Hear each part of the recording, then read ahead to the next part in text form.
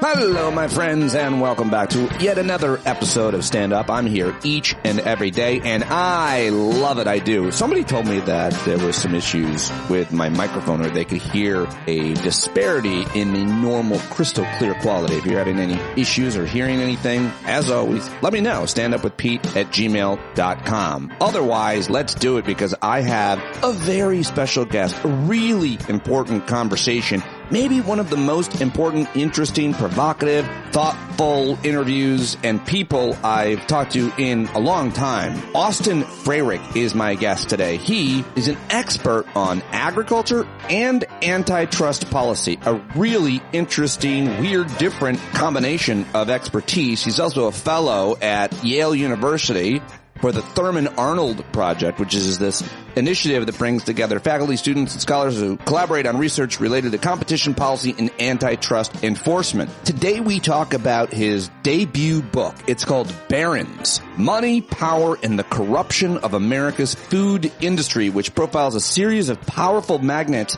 to illustrate the concentration of power in the American food system. Oh my gosh. Is it good? Huge thanks to longtime listener Lincoln Addis. Link, well done, my friend, up in Iowa. This is also where Austin grew up, Iowa. And, I'm just not sure what to say about how important I think this interview is, other than it starts at about 11 minutes into today's show. And I really hope you will listen and share it. I'm going to be sending out clips and posting it everywhere, along with everything else, real soon, so look for that. But right now, it's time to get to today's news. A quick recap from the WTF Just Happened Today email, where he writes it all in one sentence. I always like this from a guy named Matt Visor. He writes, "Welcome to day 1196 of the Biden administration. Senior State Department officials warned that they don't have, quote, credible or reliable assurances that Israel is using U.S.-provided weapons in accordance with international law. Israeli Prime Minister Benjamin Netanyahu asked President Biden to help stop the International Criminal Court from issuing arrest warrants for senior Israeli officials, including himself. Israel presented a new hostage deal proposal to Hamas in exchange for a, quote, sustained 40-day ceasefire in Gaza. The disgraced former president Donald Trump his allies are reportedly working on proposals to reduce the Federal Reserve's independence if Trump is reelected, including letting the president influence interest rate decisions. That would be really bad. The Supreme Court rejected former Trump advisor Peter Navarro's request to be released from prison while he appeals his contempt of Congress conviction. So I guess they're not fully on Trump's side. Peter Navarro's got no power over the Supreme Court, I guess, so why would they do anything about it? All right, let's go a little deeper now. Speaking of that difficult diplomacy, U.S. and Arab leaders are expressing concerns that newly revived talks could be the last chance for a ceasefire and hostage release before the war could explode with a threatened Israeli attack on Gaza's southernmost city of Rafah. As Secretary of State Anthony Blinken met with Arab leaders in Saudi Arabia's capital Riyadh on Monday, there were urgent calls for a deal between Israel and Hamas that would head off an assault on Rafah, where more than 1 million people are currently sheltering. In related news, more than 6 months into the war in Gaza, and with dimming hopes for a ceasefire deal, Palestinians are now growing more critical of Hamas, which is, I think, really important. Some of them are blaming the months-long conflict that has destroyed the territory and their lives. Reporting from the Washington Post on that, the headline, "In war-battered Gaza, residents grow angry with Hamas." And I normally don't mention gun violence shootings because it would fill 3 hours of a daily podcast in America, because that's who we are. But I got to mention what happened yesterday in North Carolina, where multiple law enforcement officers were shot in Charlotte as members of the U.S. Marshals Fugitive Task Force were trying to serve a warrant and were met by gunfire. At least 3 are dead, according to the last reporting I read. And then when you go to Florida, a teenage gunman wounded 10 people when he opened fire early Sunday after fighting broke out during a private event at a Florida party venue, apparently. Security guard tackled and disarmed the shooter almost immediately, and a second guard handcuffed him until sheriff's deputies arrived, according to the Seminole County Sheriff's Office. So that could have been, I suppose, a whole lot worse. The Biden administration reversing another disgraceful Trump-era policy, announcing yesterday expansive new protections for gay and transgender medical patients, prohibiting federally funded health providers and insurers from discriminating on the basis of sexual orientation and gender identity. The Biden administration reversed that policy, which is really good news. And in a related story, a federal appellate court in Richmond became the first in the country to rule that state healthcare plans must pay for gender-affirming surgeries, a major win for transgender rights amid a nationwide wave of anti-trans activism and legislation. The decision came from a set of cases out of North Carolina and West Virginia where state officials argued that their policies were based on cost concerns rather than bias. The U.S. Court of Appeals for the Fourth Circuit rejected that argument, saying the plans were discriminating against trans people in need of treatment. How about that? And let's go to China, where Elon Musk recently visited and shat all over probably. Well, reporting from the Wall Street Journal says, quote, Elon Musk wrapped up a trip to China in less than 24 hours and came away with a crucial victory as he pushes to reignite Tesla's green up-pointing triangle sagging growth.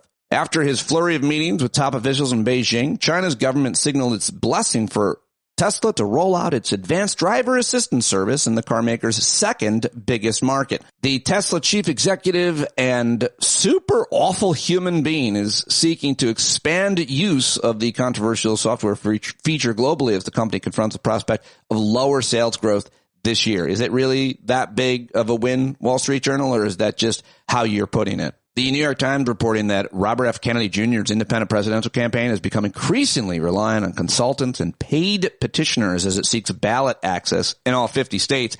Its tactics have raised questions of impropriety even among Kennedy's fans. But Kennedy's campaign said it does now have enough signatures to submit petitions in 6 states, including the battleground or swing states of Nevada and North Carolina. So that's not great. If his ballot campaign is successful, Kennedy could draw votes away from both President Biden and the disgraced former president. But the Democrats are more openly concerned, and they have hired a team to temper his influence. Interesting. I want to read more about the team they've hired. It's reporting from New York Times. In Kenya, flash floods and a landslide sent a deluge of muddy water over a village, killing at least 45 people as torrential rains continued to pound East Africa. And in the Philippines, all public schools are closed for 2 days because of dangerously high temperatures. It's like the opposite of a snow day. Absolutely horrific, those two stories. I saw this headline in economics. Every major currency in the world has fallen against the U.S. dollar this year. Not great. Could be serious consequences for that. Headline at the New York Times, a strong U.S. dollar weighs on the world. It's a complicated issue. It's a currency issue, but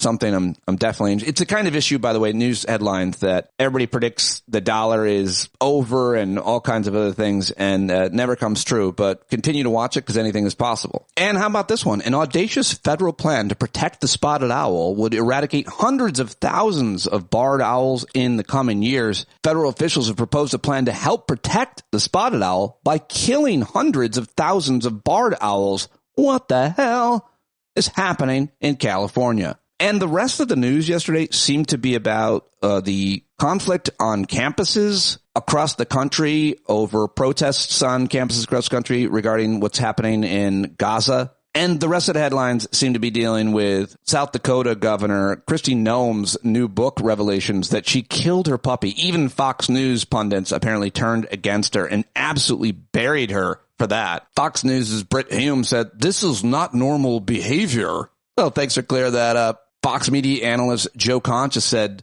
that this story as a dog owner his whole life absolutely makes my blood boil. Former Congressman Jason Chaffetz said, why would Kristi Noem release something like this? What an error in judgment. And apparently they all went after her on The Five as well. So, I mean, not the most important story, but certainly something that everybody, it's so easy to talk about that everybody is going to talk about it. But those are the headlines that I have for you. I'm not going into the campus protests. You've seen all the reporting around it. It's breathless. And it's super important to talk about and discuss and debate, and I'm here for it. But there's just so much reporting on it right now. I'm not going to inundate you with more on it. I definitely want to talk with you about it at our hangout this Thursday night. Those are all the headlines I've got for you. I don't have audio clips today. Long story. It was both a time issue and a technical issue, but I'll be back with them tomorrow. Sorry about that. But that just gets us to my conversation with Austin Frerick even sooner. And yesterday wasn't the most busy news day in the world. I mean, it always is if you want to look hard. But I think you're really going to love this conversation as much as anybody I've talked to ever. And I hope that he'll become a regular. This is a fascinating conversation with a brilliant guest on a very important issue that all of us care about and are impacted by, because because it's our food and our food systems. The book is Barron's: Money, Power, and the Corruption of America's Food Industry. It's based on the story of 7 titans of the food industry, their rise to power, and the consequences for workers, eaters, and democracy itself. You'll meet a secretive German family that took over the global coffee industry in less than a decade, relying on wealth traced back to the Nazis that gobble up countless independent roasters. You'll visit the Disneyland of agriculture, where school children ride trams through mechanized warehouses filled with tens of thousands of cows that will never see the light of day. And you'll learn that in the food business, crime really does pay, especially when you can bribe and double-cross the president of Brazil. The book Barron's paints a stark portrait of corporate consolidation, but also shows that a fair, healthy, and prosperous food industry is possible if we take back power from the barons who have robbed us of it. The foreword by the great Eric Schlosser, so important. Marion Nestle writes, wow, this is one important book. If you want to know how corporations control the food supply, start here. American Prospect says Austin Frerick's greatest strength is in drawing out the federal, state, and local policies and policymakers that fueled the rise of the captains of industry that he profiles. And the American Conservative says Frerick is a staunch Democrat, but if there is one issue where the left and the populist right can make common cause, it's farm policy. Conservatives should read Frerick's book. And just quickly, about 30 minutes into the interview, it's about 35 minutes long, I had a little technical issue and had to make an edit you may or may not notice. But the last question is potentially the most important one. So here we go. He's an expert on agriculture and antitrust policy. I'm so excited to have him. Thanks again to Link Addis for the tip. Let's do it right now for the first time with Yale University's Austin Frerick. Thank you very much to Iowa listener Lincoln Addis for suggesting our guest today. He went to a book talk of his in Iowa where our guest, Austin Frerick, actually grew up in all the traditional Iowa ways. But thank you to Link for introducing us. I'm so excited to talk to you, Austin. Congratulations on your new book. It's so important. Thanks again for having me on, Pete. Absolutely. Tell us a little bit about your background, your childhood, and how you end up at Yale and studying what you study and then writing this book, wherever you want to go. I'd love to learn more about you and your life. Yeah, so I'm from Cedar Rapids, which is like a industrial kind of Rust Belt city in eastern Iowa. It's a big corn town. Your fruit roll-ups, your Quaker Oats, all that kind of good stuff is made there. I'm the first in my family to go to college. My dad's an ethanol truck driver. My mom used to run bakeries, but now helps older people in town. I went to Grinnell College down the road, went to grad school at Madison. My first job was at the Library of Congress. Then I went to Treasury. And now I study concentration in the food system at Yale. How did you end up studying food systems? How did you get to there? Was it something to do with witnessing them all in Iowa as a boy? Two things. One, my grandfather's my everything. That was my role model growing up. So I spent every Saturday out he lived down the country. He didn't live on a farm, but he lived on some acreage. I just love plants. I love gardening. I love that kind of stuff. I've always have. Also, it's really easy to grow anything in Iowa. But then the other thing too is I've always had a corporate power framework. My thesis in college was on the slaughterhouse towns in Iowa. My grandpa used to work at a slaughterhouse, and I spent my college years just studying these slaughterhouse towns, being like, oh, these are modern day company towns. Like what we saw in West Virginia in the 19th century, we see those again today in these towns in Iowa. So much to talk about with this book in terms of our government, our systems, our politics, our media, and obviously our law. Tell me a little bit more about your background as an expert in antitrust monopoly, because I feel like that's boring to talk about, but I feel like you can make anything sexy. Antitrust is really about power. Who owns it? Who has it? I got started on this whole bandwagon back in 2016. I was at the U.S. Treasury Department. I was a tax economist. I know, sexy. But I was writing an academic paper on the growth of monopoly profits in the tax code. And I was like, it's one thing to see in pharmaceutical. That's the deal. You get monopoly for inventing a drug. But then to see it in food and agriculture, I was like, what's going on here? At the same time, too, I was a Bernie supporter in 2016. And here I am at the bastion of privilege. I'm dealing with all these prep school New England guys and people just not understanding what was going on in America at that point. Most of my family are Trump supporters. I started researching monopoly stuff, and I found the work of this young woman named Lena Khan. She wrote she wrote a paper on how Amazon's monopoly, but before then she was a journalist and she wrote about chicken monopolies. Got coffee with her. She's the one that really tuned me into all this antitrust history that really was forgotten with the election of President Reagan. What is her name? Lena Khan. So people might know who she is because she's now the chairwoman of the Federal Trade Commission. She's the one filing all the anti-monopoly lawsuits against big tech right now. He's a good guy in the administration, or am I simplifying? There is no such thing. You can't be a good guy in our system. I would argue she's one of President Biden's best political appointments. She's the superstar. She walks into a law school in America now. The kids just adore her. You have Matt Gaetz praising her for going after big tech. She's the one that just announced last week that the administration's trying to ban non-competes. She's an old-fashioned trust buster. And who doesn't love that right now?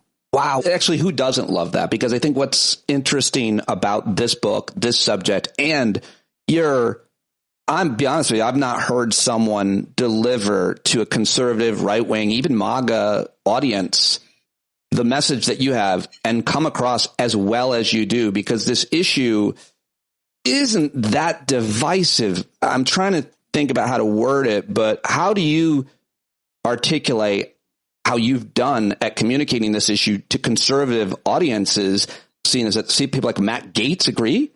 I think as weird as it sounds is I grew up in that ecosystem. I used to watch Bill O'Reilly when I was little and read his books. Oh, adorable. What an adorable childhood you must have had. But I understand that rhetoric. I still go to my grandparents' house. They have Fox News on all the time. So I know the talking points are at any given moment. And the key thing is you have to show respect, but you have to hold your ground. And it's not, at some point too, I'm a big believer in the biggest changes in America usually come when you have weird bedfellows come together. So how can I put this weird big tent coalition together? And also, why not try to outflank Republicans on this issue? Especially in meatpacking. We're back. When you learn about monopolies in school, you learn about meatpacking, you learn about the jungle. Like, why not be pro-farmer? Why not be pro-rancher and really confront this issue head on? Yeah, let's talk about all of it. The book is so important, so good. Your perspective on it is extremely enlightening. Barron's Money, Power, and the Corruption of America's Food Industry. The foreword, by the way, by the great Eric Schlosser. When you have credible people writing blurbs and forwards like that, and when your inspiration is someone like Lena Khan, it makes me, as a quote-unquote journalist, trust you that much more. So congratulations. This is not some radical theory. Maybe you could call it radical, but it's not some crackpot conspiracy theory. You did journalism. You are an academic, and you actually went everywhere and figured this all out. So congrats on that. What I want to ask is, if you will, join me in an exercise of doing a quick summary of the Barrons, because I think all of these are super important and everybody needs to know about them. And you need to go get the book, of course. But first, you need to understand who we're talking about. So let's start with the hog barons. So just, give me a brief synopsis of each one of these 7 barons that you chose to write about, and then we'll go back and go deeper for the listener. All right, the hog barons, who are they? Yeah, and just so your listeners understand too, each baron's more about a bigger structural story. So the hog barons are the most politically powerful couple in Iowa. They donate $300,000 to the governor of Iowa, and I use their story to tell the story of the death of the family farm in Iowa, the corporate capture of my home state. How did one couple come to do 5 million hogs by themselves? You grew up seeing hogs everywhere, and now they're gone. Yeah, even dairy cows are gone too now. My parents keep a camper up in Northeast Iowa, and that used to be dairy country. And you just drive it, and so you smell the animals, but you don't see them because they've been stuffed into these metal sheds. Yeah, it's like winter, gone. The hog baron. Who are the hog barons? Who are they? Jeff and Deb Hansen. Okay, we'll look them up. The grain barons is number 2. Who are the grain barons? This is the wild one. This was not in my original book proposal. It's Cargill. Cargill is the largest private company in America. They are bigger than the Koch brothers. I think of Cargill as the closest thing we have to a modern day Standard Oil. They're all about moving grains and owning the middle, owning the pipelines. They transport like 1 in 3, 1 in 4 grains in the world.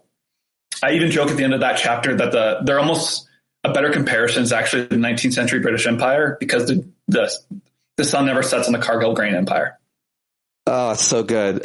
You're doing a great job minimizing these really complex and important issues and chapters, but everybody has to get the book, but I want to get through so everybody knows who we're talking about, at least a little bit. The coffee barons. Yeah, the coffee, this was the hardest one to write, but I was so determined to make this point. It's about a secret German family. They were incredibly early supporters of Hitler, very close to Hitler. The family's whole playbook is monopolies. They roll up in industry. So after they used to be chemicals, now they basically entered the American coffee markets in 2012 and they bought Pete's, and then they bought a bunch of other brands. So you probably never heard of them, but I guarantee you probably had one of their products in the last month. They own Panera, Krispy Kreme, Pret a Manger, the little Keurig cups, Stumptown Caribou Coffee, Brugger's Bagels, Einstein's Bagels. They now sell more coffee than Starbucks. Do they own David's Bagels in my hometown? Own what? David's Bagels in my hometown? Sounds like they own everything. I'm making a joke. There are still locals, obviously. We can talk about that and why and how they even exist and when they'll be bought. Who are the dairy barons? Dairy barons are Mike and Sue Mikulski. They own Fair Oaks Farms, and they created the fancy milk brand called Fairlife that's becoming really popular in the grocery store. Young men love it because it has really high protein counts in it, super long shelf life. Coca-Cola actually just bought it from them.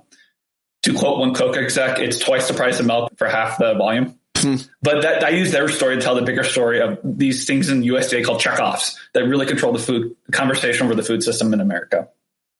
The berry barons, this really broke my heart. I love berries so much, and I actually like this brand. I think they're better tasting than other brands, and I know they're not as good as the raspberries that grown in my yard or the blackberries that grew up in my yard growing up, but they have these giant strawberries the size of your fist, and they're shiny and they're beautiful. I know they don't taste always as good, but I feel like their blueberries, if I took a taste test, are generally better than the others. I've looked them up. I researched them. And I didn't learn any of what you're about to do as you tear my heart out over Driscoll's berries. This one shocks people the most because they have such a bourgeois brand, Driscoll's, but so disconnected with their production model. So they sell 1 in 3 berries in America. They grow berries on every continent in the world except Antarctica, except they don't grow a single berry. They contracted out production, and a production model that is derived from sharecropping, that really exploitive model that comes out of the South that was used to screw black farmers. They applied that to berry production, so that way you can hire 12-year-olds to grow berries in Baja California, and they can plead ignorance. Unbelievable. Oh, you're killing me. The slaughter barons. So there's a whole industry that focuses only on the slaughter part of the animal. Is that right? Yeah. My JBS is the slaughtering barons. They are 2 Brazilian brothers. They are number 1 globally in beef, chicken, number 2 in pork, number 1 in leather. They're the largest meat company the world has ever seen. I would argue they are the closest thing we have in modern America to a criminal organization. They pled guilty to bribing their way to monopoly level status. And I didn't even know this. Like, meatpacking is like what I really know because this news dropped right before the 2020 election. The grocery barons. This is my king of kings. It's the Walton family, Walmart. I never thought of Walmart as a grocery store, even though I've been there plenty of times. But 60% of their sales comes from grocery. They sell 1 in 3 groceries in America. Their market share is just incredible. They're the world's richest family. Their market share is the same as the 2nd, 3rd, 4th, 5th, 6th, and 7th combined. I think of Walmart as the closest thing we've ever had in America to a Soviet Union style Politburo, because you don't negotiate with Walmart. It's supply and command. They dictate because they have so much market power. It's unbelievable. These 7 chapters all need to be read. Everybody needs to get this book, and let's dig a little bit more into it. Your background, you're like a kind of a meat and dairy wonk or something? Yeah. Where does that sound? Tell me, just tell us a little bit about the agriculture industry and how it's changed. And I feel like specifically you and others point to the 1996 Farm Bill that was passed under Bill Clinton. I think, and have covered a lot about finance and deregulation of the banking industry and so on. I've done a little bit about agriculture, but I don't remember much of it. And I feel like this is to some extent similar. Let's talk about the federal government and what they do and what they've done and how that's changed everything. Yeah. So that's really the big focus on my Grain Barons chapter is I tell the history of the Farm Bill. So I open with the New Deal Farm Bill, it's really rooted out of the Dust Bowl. These markets were oversupplied. They were gutted. And so basically the government's goal was to do a Goldilocks thing. How do you produce just enough, but not too much? So farmers would get subsidies, but in order to get subsidies, you have to do conservation. You have to take land out of production. And this system worked really well. It was a balanced equilibrium. Here's the thing though, Cargill hated it because their goal is to process and move as much grain as possible. So they first financed a lawsuit to abolish the Farm Bill, went to Supreme Court. It got tossed out, so they had to redesign it. But that system really held, and it was really responsible for family farms thriving for a long time. That said, this was a very white-centric farm bill. I just want to make that point very clear, especially in the South, because the way that was administered at the local level. Black people did all the farming in the South, but white landowners pocketed the subsidies and kicked black people off their land. So I don't want to romanticize the past, but I just want to acknowledge that moving forward, Cargill systematically attacked the farm bill because it wanted to produce more and more. And I really focused on, as you said, that 1996 one, where I call it the Wall Street Farm Bill. Because right now, the Farm Bill is now built for everyone, only just for Wall Street at the expense of all of us. It is designed to overproduce grains. That's why, to me, heavily processed food is so much cheaper than fresh fruit. You need to have money to eat healthy now in America, and that's by design. That's because of Cargill. Because all they want to do is make corn syrup as cheap as possible. Talk to me about what role private equity plays in savings or grocery stores or anything else, because they make everything worse, or newspapers or consolidation. And I think it's fascinating reading and hearing you talk about this, because you name all of these restaurants and stores that we go to and have no idea that they've been taken over. And you just slowly realize, man, the menu seems to suck these days. They haven't innovated much. And it seems like the people that run this place might have never been here. Yeah, no, so my Coffee Baron, they're private equity. That's what they are. And Panera's not the same anymore. That's the Coffee Baron, the secret German family, the Ryman. Sorry, yeah. That's their whole play is they saw a competitive market and they decided to roll it up. So they aggressively acquired all those companies. And then after they did this to coffee, their next target has been veterinary clinics. So they've been rolling up. I think they bought over 1,500 veterinary clinics, and actually Commissioner Khan just stepped in and be like, and stop them, put a stop to it. But that's what they do. That's what private equity does, is you roll up an industry because it's all about having that market power. Once you establish that big dominance, it's really screwing over the coffee growers. Because instead of having 20 different buyers of their coffee, they just have one company. It stifles innovation. A lot of these stores are not that good anymore. Panera's kind of run down. Insomnia missed the rise of Crumble Cookie, all that kind of stuff. Talk a little bit about the argument that right-wing free market, Friedman, libertarian, I'll use a couple other labels, often RFK supporters. Talk about some of the arguments that they make and why they're wrong, because they're always arguing to deregulate, and they're often, I think, antitrust as well. They understand the problem with if one company owns the entire market, but they don't understand often or admit to how much the government subsidizes industries and companies, and they don't realize that you can take it a lot better than I can. What's wrong with the laissez-faire argument when it comes to any of these barons or industries? It's just the simple premise of the goal of any corporate executive is monopoly. I just had such an aha thing 2 years ago, soon in a business school class. They're like, that's their goal. And so there's a fundamental tension between business and government. Government wants competitive markets. It wants innovation, and business doesn't. Your goal is monopoly. Your goal is to lock in, entrench your monopoly. So here's the thing about those types. There's always going to be hacks. There's always, in the laissez-faire era, there's always going to be some academic willing to sell their soul to cash out for the rich. They're a tale as old as time. I just think that's why I really use this robber baron framework, is to show people we've been here before. We're in another gilded age, and we need to usher in the new reform era. Yeah, we'll talk about how and if that's possible. You've worked in government. You have some really interesting thoughts about how that can be done. You mentioned race, and obviously I talk a lot about that. I don't know if it's obvious. I talk a lot about that on here on the program. Talk to me a little bit more about how these farms were and are built on the backs of black and brown folks, especially in America and currently right now. To me, a big undercurrent of this book is what is a farmer. All these barons cosplay as a farmer. My dairy barons have been on Dirty Jobs with Mike Rowe. And he sold their farmer narrative, like he used to sell products on QVC. By the way, I love that sassy line. So they secretly live at the Ritz-Carlton in Puerto Rico, most likely to evade capital income taxes. Who's the farmer? It's mostly the undocumented brown workers on their farms. The food system inherently is rooted in slavery and genocide.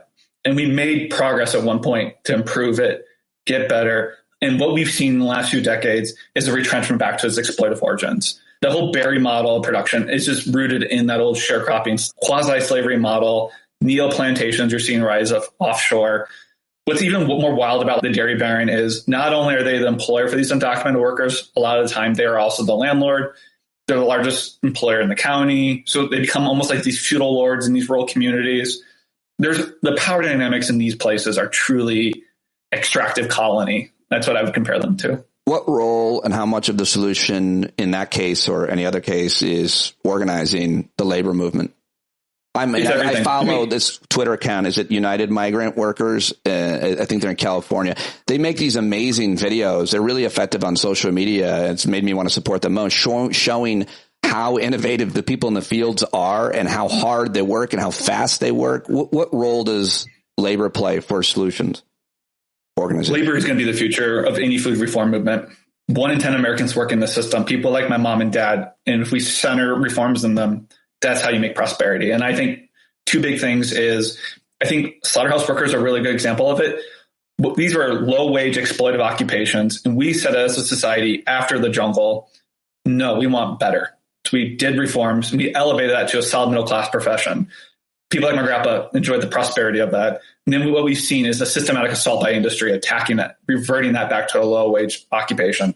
So we can take these occupations and make them a solid middle class living if we choose to. The big thing to farm workers who it's underappreciated is what these trade agreements have done in the food system, because any progress they make is undermined by these BS free trade agreements. Say more. Pick one. I mean, I was astonished.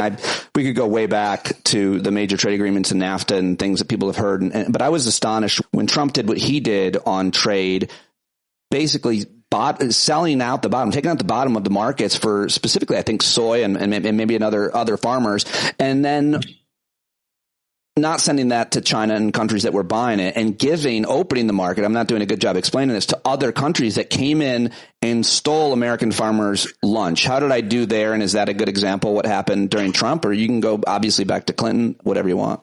Oh, I would be even more aggressive. He just gave them bribes.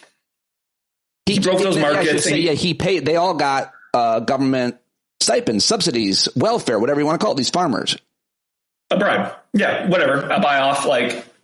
That's what he does. He runs his mouth and then he shuts people up by throwing money at them. Not his money. But these trade agreements, what they did is you have all these farm workers in California really organized to better their lives. And they did.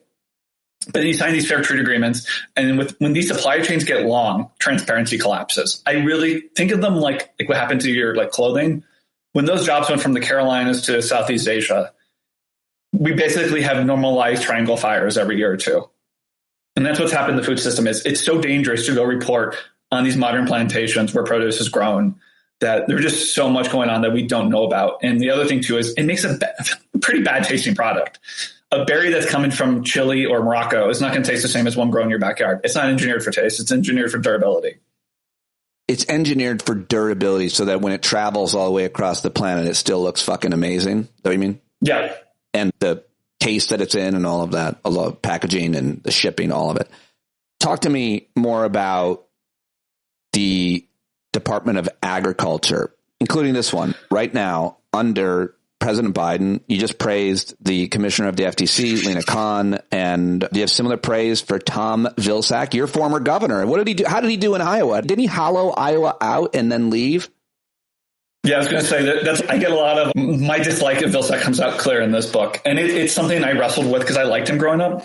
He did some really good things as governor, but then you start pulling back his rhetoric or looking at what he says and what he does are two different things. And you realize, oh, he's like Harold Hill in The Music Man or Monorail Man in The Simpsons. He'll tell you what you want to hear, but his words mean absolutely nothing. Go harder. So I think go harder, please. Oh, okay. I'll get very New Deal Catholic right now. So his whole thing was, I really think with him, you can see one of Biden's worst political appointments. And the two big things are, one, I've never seen a more bipartisan pinata right now than reforming the American meat markets. Is what they did to workers under COVID, how they're gouging you at the store. They're not even American companies, how they bribed away from monopoly level status. We know what to do here. We did it a century ago. You break them up. This isn't rocket science here. Not only did he fail to do that, he wasted $1 billion of taxpayer money financing new startups. That's like giving $1 billion to Ask Jeeves saying, good luck against Google. Might as well light it on fire. On top of it, the meat markets the last 4 years have gotten more concentrated, where all the big companies, including my slaughtering baron, have made acquisitions. But on top of it, Walmart's even pissed because they're getting screwed by the meat monopolies. It's making its own vertical play into beef. So it's building up a massive beef slaughterhouse in Wichita right now. So you have all that going on where it's just like this awful mix of incompetency with corruption. But then on top of it, Agriculture is the second largest contributor to the climate crisis, and he's doing absolutely nothing. He's just making it worse. His whole thing is like, there is ethanol, putting ethanol in the airplanes, and then trying to take ethanol gas from Iowa, build these pipelines, take it up to North Dakota to use in fracking, and call that good for the climate. Tell me more about ethanol. Everybody has an opinion on ethanol. Your dad made his living off of ethanol. You grew up in Iowa. Without ethanol, you wouldn't be here. I don't know. I don't know what I'm saying. No. I'm a first generation college student. Ethanol helped pay for it, but I'm not like, it's 2024. If you think ethanol is good for the climate, then you believe the earth is flat. Why is ethanol bad for the climate? Burning it is bad? You're literally taking the best farmland in the world and burning it in your car. At best, it's a wash. To be honest with you, I didn't even have ethanol near the final version of this book. I'm so sick of talking about it. It's dead. It's whatever. I put in 4 new lines at the very end of, it's a farce. At best, it's a wash. The Museum of Failure even included it as an exhibit item. The Museum of Failure. It's a great museum, by the way. It's like a traveling thing. I recommend it if it comes to your town. That sounds really interesting. Talk to me more about grocery stores and the grocery barons. Everybody can relate to everything you're talking about. We all eat, we all consume, we all buy. Some of us order groceries and have them delivered to our houses. People do it differently, but we all know the stores you're talking about. And there's not very many independent, locally owned or family owned grocery stores, are there? I think there's one in my town. It's more expensive and they have cashiers and it's a little bit more folksy and they have a great selection, I think, generally speaking, and all that. But I feel like it's very hard to exist as an independent, locally owned grocery store where you have maybe one or more locations. Oh, totally. Let me start by saying I just love grocery stores. This chapter is twice as long as any other one. I also just think in general, the media hasn't given Walmart enough attention in the last few years. Everyone's focused on Amazon because Walmart is not in urban America. Whereas I frame this whole chapter that Walmart and Amazon are in this epic Godzilla versus Mothra fight. And I think Walmart's winning.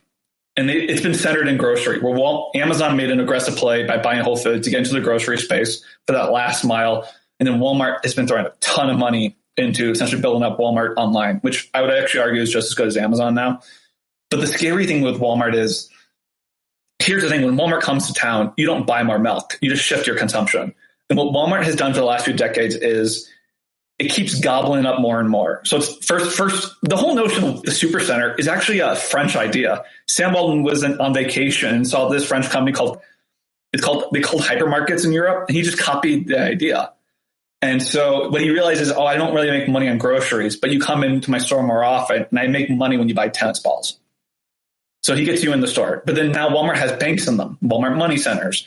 In red states that didn't expand Medicaid, they're putting in healthcare clinics. They're testing out veterinary clinics. Their goal is to capture every dollar of America's underclass. What I really use, sorry? Go ahead.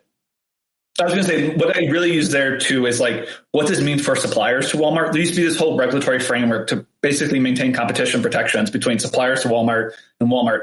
And when that went away, Walmart's power just surged. So now Walmart dictates to its suppliers, where my favorite little example of its power is if you are a supplier to Walmart, no more than 30% of your sales can come from Walmart. Didn't understand that. I had to ask around in the grocery industry. And what someone told me is it's a risk. It's a supply chain risk management. Walmart knows it's such a vulture that usually as a supplier, you sell to them at cost or a loss. So you need to make up your money elsewhere. And if you go over that, you put yourself at the risk of bankruptcy. So Walmart wants you on life support, but doesn't want to kill you. Man, I have to read and reread, listen and re-listen. It's so important. Everything that you're talking about, I just want to slow it all down and think more about it. Let's pivot to our own behavior and government solutions, if you will. You do offer them in the end of the book. You have all kinds of different ideas. I want to believe they're possible. You seem more like a realist than an optimist, which I'm more, I think, sometimes. So I'm open to all of it. But let's start with the guilt, the personal guilt, personal consumption. You also strike me as a really thoughtful, ethical, moral guy, probably similar to my views. I don't know. But how do you consume? Am I not going to buy Driscoll's berries anymore? Berries are my favorite thing. And now I am supporting something close to indentured servitude.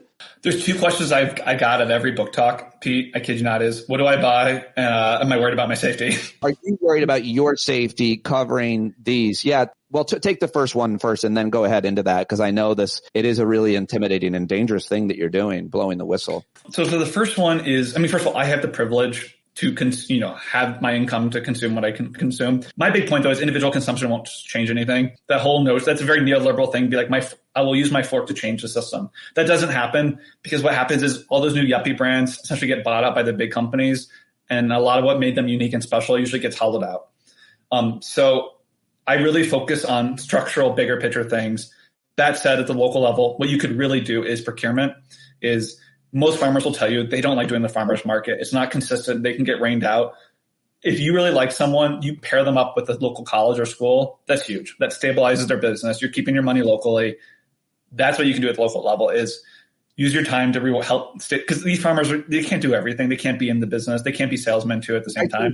Instead of worrying about what you're buying and your individual consumption and purchases, use whatever resources, privilege, money, contacts, network you have to help organize and get a local grower, from microgreens to chickens, help them advocate at town meetings in the state legislature so that they can get big contracts, because that's the type of broader impact that makes a difference, not you're not buying or buying something. So you help them, the local farmer, get in at a local school or a big business, get those contracts as opposed to the big guys. 100%. It's also just good politics. That stuff pulls so well, and you can outflank Republicans here. Who doesn't want all beef served in Wisconsin coming from Wisconsin beef farmers, not from the Amazon rainforest? Right. Talk to me a little bit more about the future of energy and climate and why that matters, because I think that's so important to everything here, whether it's animals or plants. It all depends on how our planet ends up acting. We need to localize these supply chains. What you're going to eat in New England is going to be different than Iowa. I'm going to eat more pork in Iowa. You're going to eat more seafood in New England. And you just can't be having all your beef coming from halfway around the world. Schools can help drive that supply chain, whereas, putting local green pepper in a Dollar General doesn't do anything. Tell me about this idea that they spray pig shit and that they do it in poor areas, because this is really mind-blowing. Yeah, I would say this is the best modern example of structural racism in the American food system. And it all started because a state senator in North Carolina deregulated the hog industry to allow this race to the bottom, this industrialization of hog production. And they did it in the poor black areas of eastern North Carolina, where in Iowa, what they do is they have these massive lagoons full of shit. And so they drain them and they inject it into the soil. But because of the water table level in eastern North Carolina, they spray it into the air. So there's all these stories where these poor black churches have to repaint their steeples every few years because they turn brown. It is crazy to learn, as is everything in the book. I hope everybody goes and gets it. Austin, such a pleasure to talk to you, and I look forward to doing it again. Thank you so much for joining me today. Yeah, thanks again for having me on, Pete. Well, there you go. Sorry about the audio there at the end, and I am very, very excited to have had him on the show. Thanks for the 9th time to link Addis for the suggestion, and just more proof that I need your ideas. So whatever you're finding, whoever you want me to talk to, send it my way, and we'll certainly give it a consideration. That's all I've got for you on today's show. I look forward to talking to you tomorrow. I'll be back with the audio clips, I'm sure, and your headlines. Tell your friends, write a rating review on Spotify, iTunes, etc. Follow me on all the social medias. Read the show notes. Support the guests. Please tell Austin you heard him on the program, and I will be back here tomorrow. John Carroll taking us out today, as always.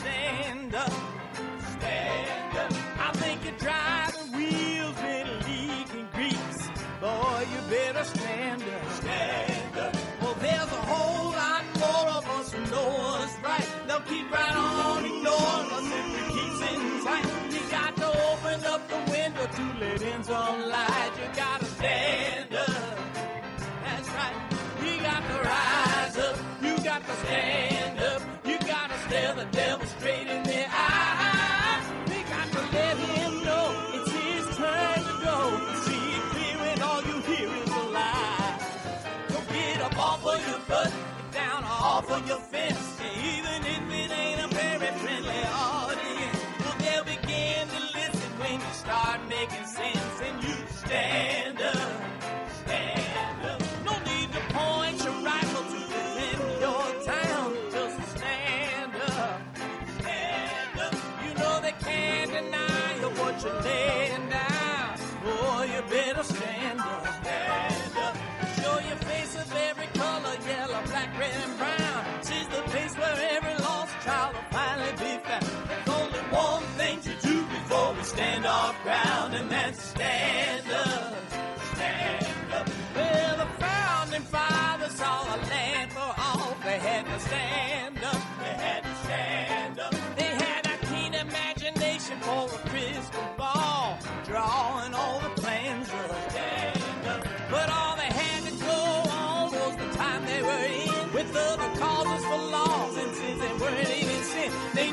change was gonna come before the change could begin. They had to stand up.